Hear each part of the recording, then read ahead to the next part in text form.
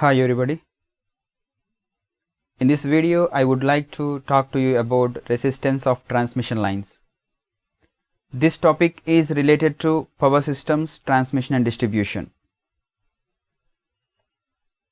Whatever the power generated at the generating stations is transferred generating stations to the consumer premises through a large amount of network called transmission and distribution network. These are the transmission lines. The constants of these transmission lines or the parameters of these transmission lines are discussed in the previous video, that is lecture number 3. Those are resistance, inductance, shunt combination of conductance and the capacitance.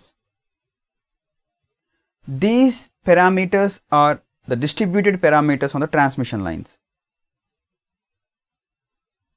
These are not the lumped parameters.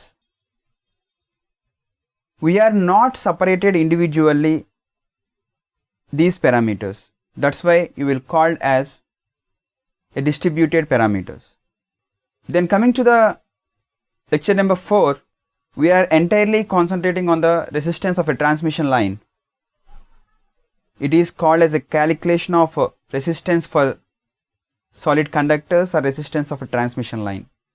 This resistance of a transmission line is entirely shows the concept of the power loss in a transmission line. That means the resistance of a transmission line conductors is the most important cause of power loss in a transmission line. The DC resistance of a solid round conductor is given by a general expression called as RDC is equal to rho L by A. Rho is the resistivity of a conductor, L is the length of a conductor, A is the cross-sectional area of a conductor. By the observation of these expression, L is directly proportional to the resistance and the A is inversely proportional to the resistance. Then coming to the AC resistance, RAC is equal to average power loss in conductor in watts by I square.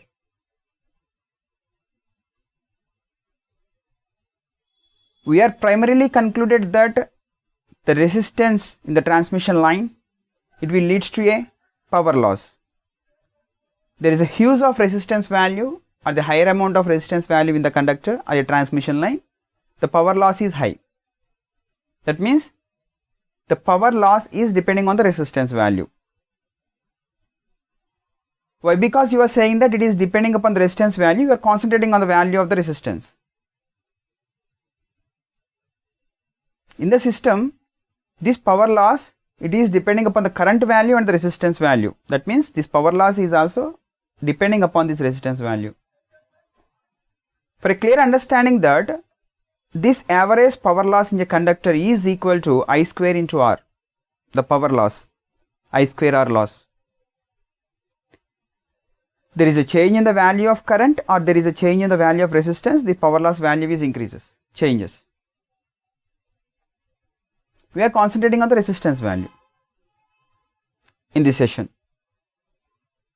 Here, the conductor resistance is affected by 3 factors. Those are spiraling, temperature, frequency. Regarding the spiraling, we are considering the strands of the conductor in spiraled. We are not considering a straight line. Observe this diagram. This is the aluminum conductor tail reinforced transmission line or a conductor. This outer one, this is the aluminum strands of 2 layers, that is of 30 conductors, and the inner one, it is the steel reinforced steel strands, that is of 7 conductors. This is the cross-sectional view. What I am saying here is, these strands we are considering in spiral. We are not considered this one as a straight line. Observe clearly this one. These strands are spiraled.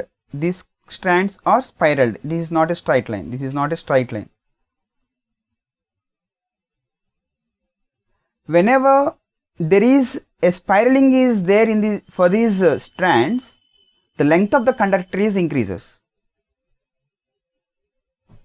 From the general expression, the length of the conductor is directly proportional to the resistance. Whenever there is change in the length of the conductor, the resistance value is changes. Here, by the consideration of the spiraling, the length is increases.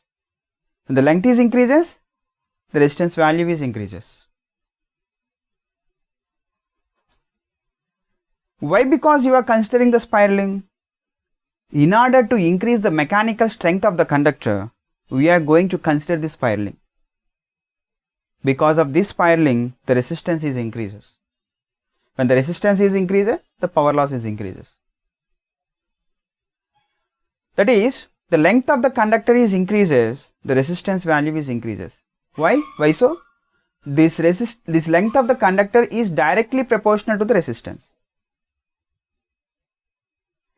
Then coming to the temperature, the variation of resistance of metallic conductors with temperature is practically linear over the normal range of operation. That is, for small change in the temperature, the resistance increases linearly. When the temperature is changes, the resistance value is increases linearly. When temperature is increases, the resistance value is increases linearly.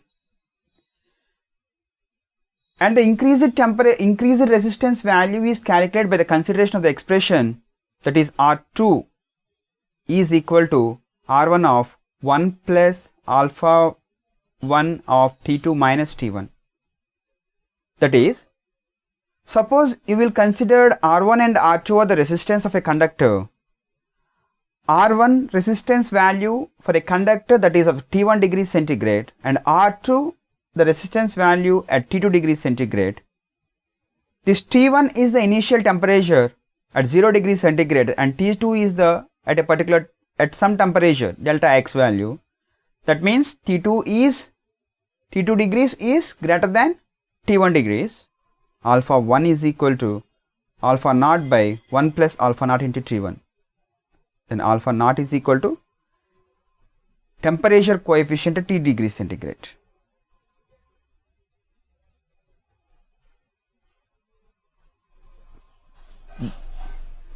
Two important points to be noted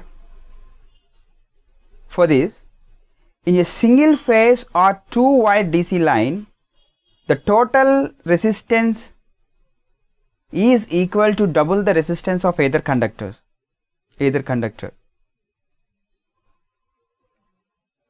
The single phase or two wire DC line, one is the positive and second one is the return path. For the two wire DC line, you will consider the resistance, it is equal to the double the resistance of each conductor, double the 2 times the resistance value. Then in case of a 3-phase transmission line, resistance per phase is the resistance of one conductor only. Then coming to the last one, that is the frequency. Suppose we apply AC to the conductor, the frequency affects the resistance, and those effects are skin effect and the proximity effect. By these effects, the resistance of the conductor changes.